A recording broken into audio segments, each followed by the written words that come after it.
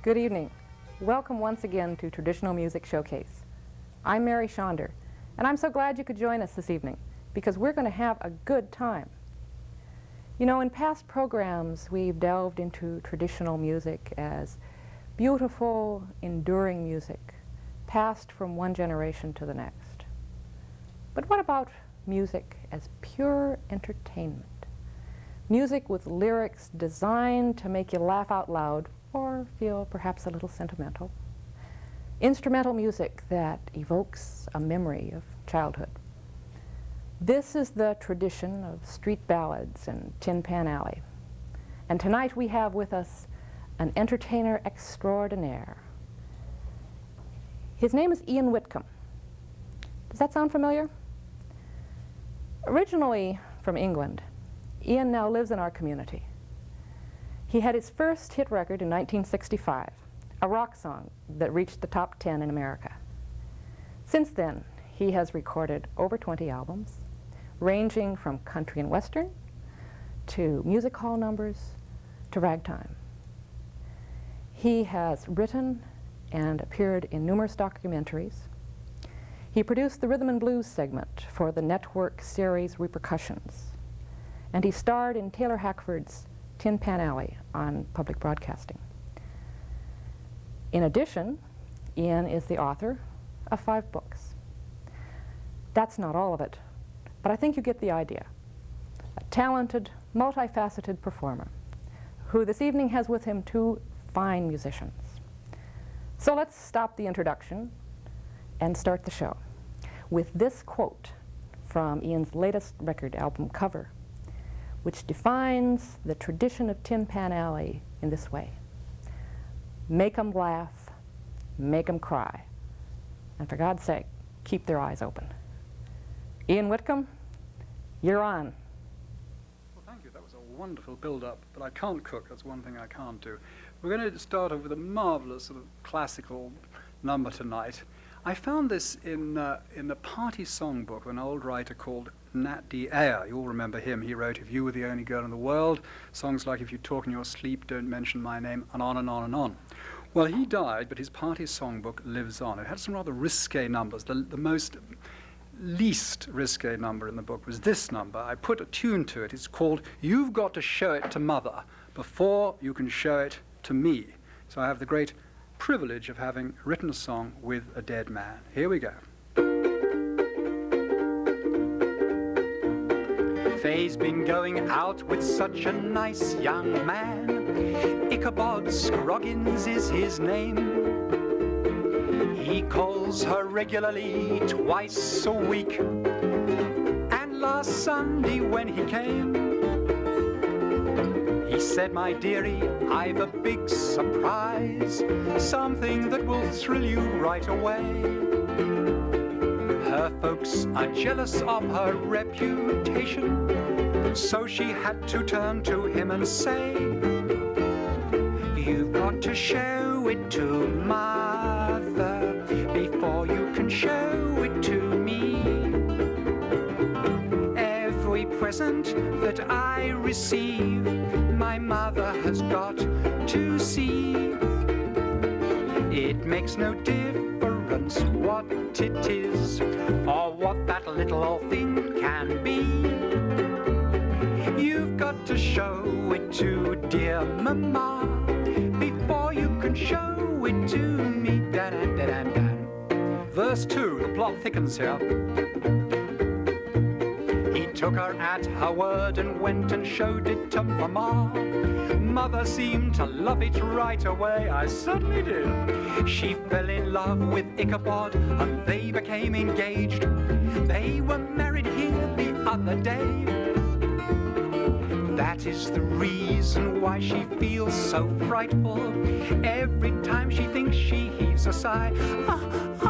She takes all the presents that they offer her now and never makes the foolish old reply. Everybody at home, you've got to show it to mother before you can show it to me. Wackadoo, wackadoo.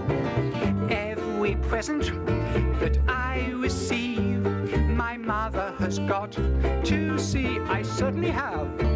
It makes no difference what it is or what that little old thing can be. Oh, take it away, folks.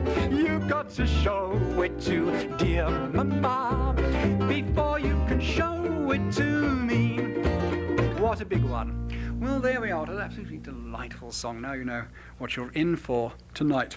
Well, I wrote the tune to that. The words were in this gentleman's party songbook. Here's one I wrote completely. This one I wrote while I was sitting lonely at home in my little Altadena garden. And it's a song called Till You Come Home and Start Our World Again. Everything had broken down. Fred's going to play his tipple, you just heard, not his tipple, his steel guitar, his dobro, you just heard it just now. And Jack's going to plunk away nobly, and I'm going to attempt to sing this rather sad little song. It's in my songbook too. I'm just going to flip out the words here because sometimes I forget the words of these damn things, and just to get this right. Medium ad-lib tempo with feeling. It's 6 months since you've gone, and everything is wrong. I'm writing you a list that sounds absurd.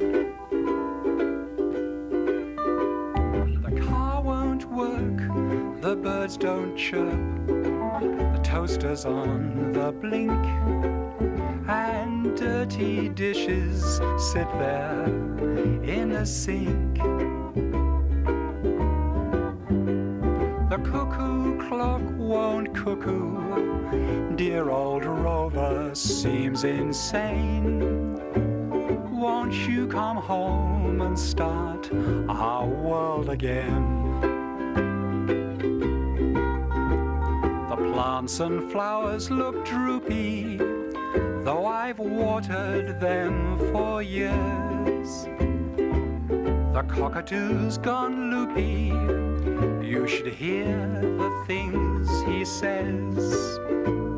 The LA sun just isn't fun, I long for London rain. Won't you come home and start our world again? Take it, Fred. Fred's gonna play now.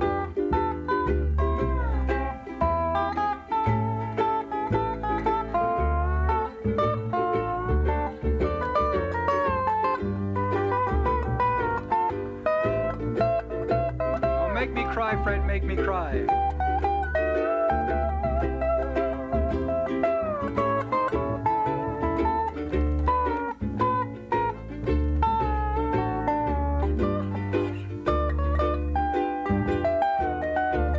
Thank you, Fred. Now hear this. The fridge froze up last Friday. Now it's merely lumps of ice. And no day's ever my day. You'll admit it isn't nice. We miss your spark, the house is dark, though sunshine floods the lane. Won't you come home and start our world again? Oh, please, come home. Isn't that charming? Lachrymose, perhaps, sentimental, but I felt every sentiment in that song, Till You Come Home and Start Our World Again. Well, this next one is complete contrast to that. It's called I'm A-Gonna Live While I'm Living, because I'm going to be a long time dead. And this one I wrote, and it's in the old ragtime style, but it's sort of appeals to today's kids, I think.